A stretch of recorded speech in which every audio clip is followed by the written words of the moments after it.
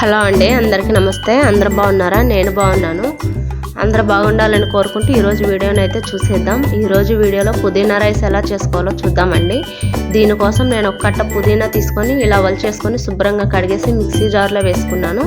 తర్వాత కొంచెం జీలకర్ర, ధనియాలు, పచ్చిమిర్చి, వెల్లుల్లి మిక్సీ పట్టి పక్కన పెట్టుకున్నానండి.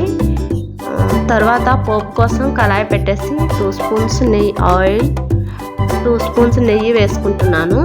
నెయ్యి వేస్తే మంచి టేస్ట్ వస్తుందండి. ఏ రైస్ అయినా సరే, టమాటా రైస్ అయినా ఏదైనా సరే నెయ్యితో చేసుకుంటే చాలా రుచిగా ఉంటుంది.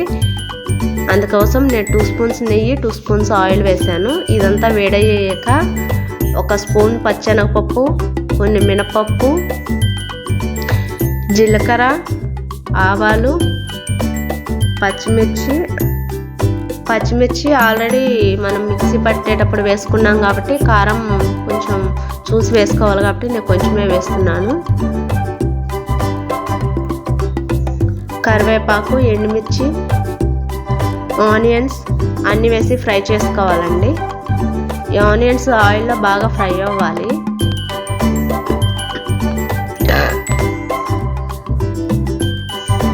అన్నీ మంచిగా ఫ్రై అయిపోయాయండి.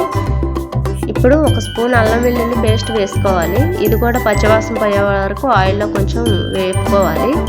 తర్వాత పచ్చి బఠానీ వేస్తున్నాను. నా దగ్గర ఉన్నాయి కాబట్టి వేస్తున్నానండి. ఆప్షనల్, అవి మన ఇష్టం, ఉంటే వేసుకోండి లేకపోతే స్కిప్ చేసేయచ్చు.